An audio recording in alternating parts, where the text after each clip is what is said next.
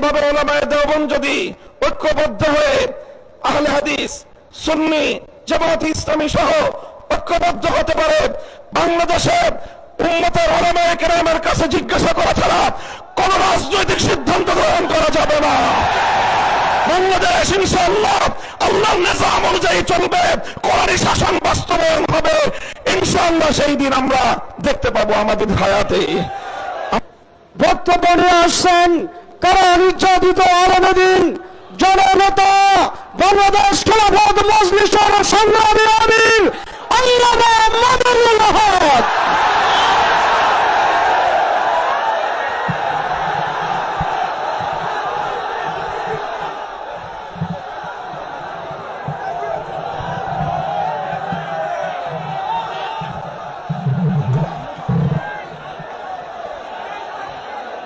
আসসালামু আলাইকুম ওয়া রাহমাতুল্লাহ। আলহামদুলিল্লাহি রাব্বিল আলামিন, والصلاة والسلام على سيد الأنبياء والمرسلين وعلى آله وأصحابه ومن تبعهم ودعا بدعوتهم إلى يوم الدين. أما بعد، أعوذ بالله من الشيطان الرجيم. بسم الله الرحمن الرحيم. ويا أهل الكتاب تعالوا إلى كلمة سواء بيننا وبينكم ألا نعبد إلا الله ولا نشرك به شيئا ولا يتخذ بعضنا بعضا أربابا من دون الله. صدق الله العظيم. ইসলামী আন্দোলন বাংলাদেশের উদ্যোগে আয়োজিত চরমনাইর দরবারে অনুষ্ঠিত আজকের এই ঐতিহাসিক উলামা মাশায়েখ সম্মেলনে উপস্থিত ইসলামী আন্দোলন বাংলাদেশের মোহতারাম আমির পীর সাহেব চরমনাই সৈয়দ রেজাউল করিম হাফিজাহুল্লাহ, অন্যান্য শীর্ষ উলামায়ে কেরাম এবং সমবেত উলামা মাশায়েখ, আমার প্রাণপ্রিয় ধর্মপ্রাণ মুসলমান ভাই ও বন্ধুগণ, সংক্ষিপ্ত পরিসরে কয়েকটি কথা। আজকের বাংলাদেশের বিশেষত জাতীয় রাজনৈতিক প্রেক্ষাপটে উলামায়ে কেরামের সামনে এক ঐতিহাসিক সুযোগ এসেছে এবং সুযোগ আসার কারণে তাদের কাঁধে ঐতিহাসিক জিম্মাদারি এবং দায়িত্ব বর্তেছে। আমরা যদি আজকের এই প্রেক্ষাপটে আমাদের দায়িত্ব পালনে ব্যর্থ হই, ইতিহাস আমাদেরকে ক্ষমা করবে না। এই জন্য যাদের কাঁধে দায়িত্বের বোঝা, আমরা শুধুমাত্র এক একজন ব্যক্তি নই। যেমন ইতিপূর্বে অনেক ভাই বলেছেন, হযরত শাইখুল হাদিস আল্লামা আজিজুল হক রাহমাতুল্লাহি আলাইহির দায়িত্বের জোয়াল এখন আমার কাঁধে। হযরত পীর সাহেব মরহুম সৈয়দ ফজলুল করিম রহমতুল্লাহি আলাইহির দায়িত্বের বোঝা আমাদের বর্তমান হযরত পীর সাহেবের উপর। মুফতি ফজলুল হক আমিনী রহমতুল্লাহি আলাইহি সহ আকাবিরদের দায়িত্বের বোঝা আমাদের ভাই মাওলানা মুফতি সাখাওয়াত হোসেন রাজির কাঁধে। এমনি ভাবে আমরা বর্তমান প্রজন্ম আমাদের পূর্বসূরীদের রেখে যাওয়া একটি সুন্দর প্ল্যাটফর্মের উপর আজকে আমরা দাঁড়িয়ে আল্লাহর দ্বীনের কাজ করার সুযোগ পেয়েছি। কাজে এই জায়গা থেকে আজকের এই জাতিকে যদি আমরা নেতৃত্ব দিতে, যথাযথ দিক নির্দেশনা দিতে যদি আমরা ব্যর্থ হই, তাহলে আমাদেরকে অনেক বড় মাসুল গুনতে হবে দুনিয়াতেও এবং আখিরাতেও।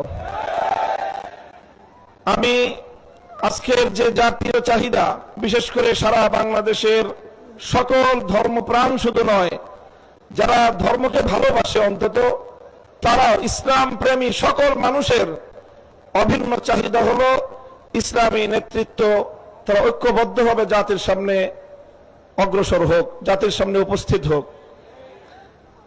আমি আমার দীর্ঘ যে পর্যবেক্ষণ বাংলাদেশের ধর্মীয় এবং রাজনৈতিক অঙ্গন নিয়ে, সেটা আমি দেখি যে বাংলাদেশে আমরা আলহামদুলিল্লাহ ইসলামিক দৃষ্টিকোণ থেকে আমাদের পার্শ্ববর্তী উপমহাদেশের অন্যান্য দেশের তুলনায় আমরা অনেক সহনশীল একটি জায়গায় রয়েছি।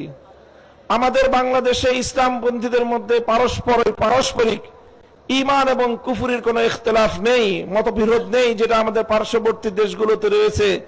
সেখানে শিয়া সুন্নির মতো জটিল বিরোধ রয়েছে।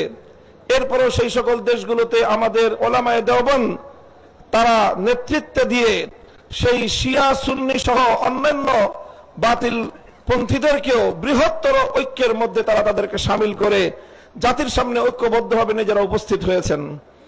তা আমি মনে করি বাংলাদেশে এখন ইসলামিক অঙ্গনে 4টি পক্ষ রয়েছে, যাদের মধ্যে আমাদের মধ্যে বিভিন্ন শাখাগত ফিকহি মাসআলাগত এবং বিভিন্ন আকীদার খুঁটিনাটি বিষয়ে ঈমান এবং তাওহীদ এবং রিসালাত আখিরাত ছাড়া আকীদাগত অন্যান্য কিছু বিষয়ে আমাদের মধ্যে মতপার্থক্য রয়েছে।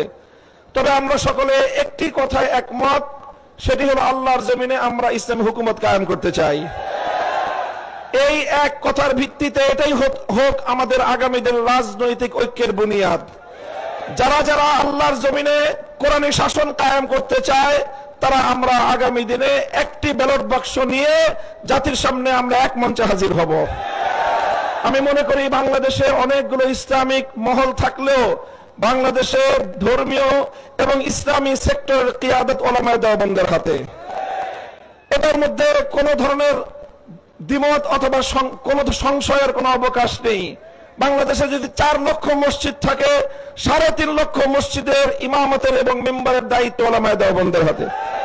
কাজেই ধর্মীয় সকল অঙ্গনগুলোকে ঐক্যবদ্ধ করার ঐতিহাসিক দায়িত্ব উলামায়ে দেওবন্দের কাঁধে। আর এ কথা অস্বীকার করার কোনো উপায় নেই। দেওবন্দি উলামায়ে কেরামের সাথে সংশ্লিষ্ট যতগুলো রাজনৈতিক সংগঠন রয়েছে, তার মধ্যে সর্ববৃহৎ রাজনৈতিক সংগঠন ইসলামী আন্দোলন বাংলাদেশ। কাজেই সেই জায়গা থেকে ইসলামী আন্দোলন বাংলাদেশের দায়িত্ব সবচেয়ে বেশি।